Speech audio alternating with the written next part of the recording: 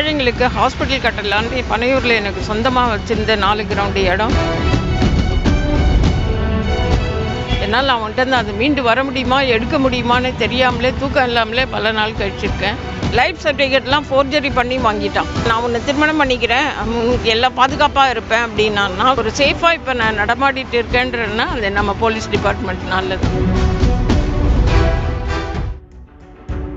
சென்னை சேப்பாக்கத்தை சேர்ந்தவர் மருத்துவர் கௌரி.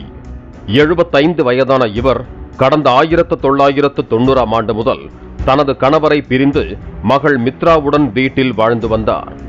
கடந்த 2007ஆம் ஆண்டு கல்லூரி ஒன்றில் படித்து வந்த மகள் மித்ரா தற்கொலை செய்து கொண்ட பின்னர் தனியாக வசித்து வருகிறார். தற்போது Chennai T. Nagar north Usman road WCF maternity ஹாஸ்பிட்டலில் தலைமை மருத்துவராக பணிபுரிந்து வருகிறார்.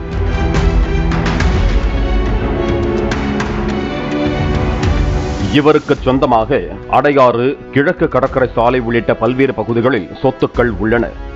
இந்த நிலையில் சென்னை காவல் ஆணையர் அலுவலகத்தில் மருத்துவர் கௌரி தனக்கு சொந்தமான 7 கோடி ரூபாய் மதிப்புள்ள ECR நிலத்தை தனது அடையாறு வீட்டில் வாடகைக்கு குடியிருந்த மின்வாரிய இன்ஸ்பெக்டர் சங்கர் என்பவர் மோசடியாக அபகரித்துக் கொண்டதாக தெரிவித்திருந்தார்.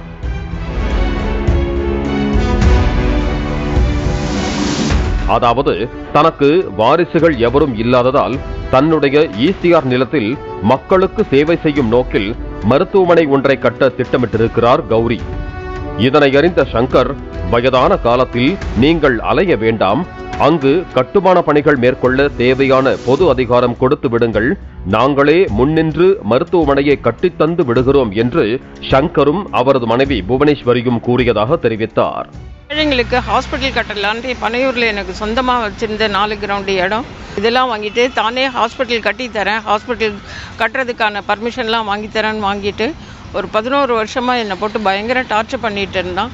என்னால் அவன்கிட்ட அது மீண்டு வர முடியுமா எடுக்க முடியுமான்னு தெரியாமலே தூக்கம் இல்லாமலே பல நாள் கழிச்சிருக்கேன்.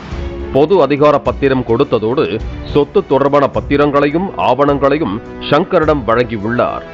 2014ஆம் ஆண்டு தொடங்கி ஜல்லி கொட்டியது, ஆற்று மண் அடித்தது, கட்டுமான வேலை நடப்பது போன்ற புகைப்படங்களை காண்பித்து மருத்துவர் கௌரியை ஏமாற்றி வந்துள்ளார் சங்கர். ஏதாவது ஒரு காரணம் கூறி கட்டுமான வேலைகள் தாமதமாவதாக கூறி வந்துள்ளார். இதற்காக 2,27,57,512 ரூபாய் பணமும் 26 சவரன் தங்க நகைகளையும் மோசடியாக ஏமாற்றி பெற்றதாகவும் மொத்தமாக 10 கோடி ரூபாய் ஏமாற்றப்பட்டிருப்பதாகவும் புகாரில் தெரிவித்துள்ளார். 2.25 கோடி கேஷு, 25 பவுன் நகை என்னை ஏமாற்றி கடவுள் சாமி படத்தை முன்னால் வச்சு சத்தியம் பண்ணி என்னோட டாக்குமெண்ட்டை வாங்கிட்டு இத்தனை வருஷமாக கட்டுறேன்னு சொல்லி ஏமாற்றிட்டே வந்துட்டு ஃபைனலாக இப்போ தான் எனக்கு தெரிஞ்சுது அவன் ஃபுல்லாக என்னை ஏமாற்றிட்டு வரான்னுட்டு. அதனால நான் கமிஷனர் ஆஃபீஸை வந்து அப்ரோச் பண்ணேன்.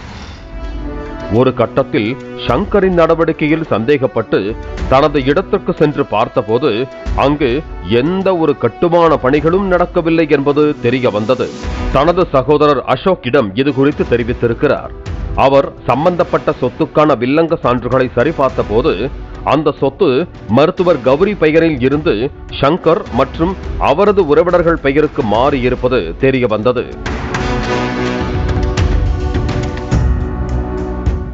இந்த நம்பிக்கை மோசடி தொடர்பாக சங்கரிடம் கேட்டபோது அவர் மருத்துவர் கௌரிக்கு கொலை மிரட்டல் விடுத்ததாக புகாரில் தெரிவித்திருக்கிறார்.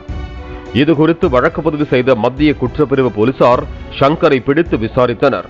அவர் மருத்துவர் கௌரியை திட்டமிட்டு ஏமாற்றி அந்த நிலத்திற்கு பொது அதிகாரம் பெற்று அதனை வைத்து அந்த நிலத்தை முதலில் தனது பெயருக்கு மோசடியாக பெயர் மாற்றம் செய்திருக்கிறார். பின்னர் அதனை தனது மனைவி புவனேஸ்வரி, உறவினர்கள் வத்சலா, கோபால கண்ணன், பழனி பச்சையப்பன் ஆகியோர் பெயருக்கு பிரித்து விற்றது தெரிய வந்தது. நான் உன்னை திருமணம் பண்ணிக்கிறேன், உனக்கு எல்லாம் பாதுகாப்பாக இருப்பேன் அப்படின்னா நான் சொன்னேன், எனக்கு 75 வயசு ஆகுது, உனக்கு 46-45 வயசு ஆகுது, இந்த வயசில் உனக்கு ஒரு கல்யாணம் ஒரு கேடா? ஆல்ரெடி அவனுக்கு கல்யாணம் ஆகி 3 பிள்ளைங்க இருக்குது, அவங்களும் என்னோட வீட்டில் தான் இதுவரையிலும் 10 வருஷமாக வீட்டை காலி பண்ணியும் கொடுக்காம வாடகையும் கொடுக்காம ஏமாத்திட்டு வராங்க.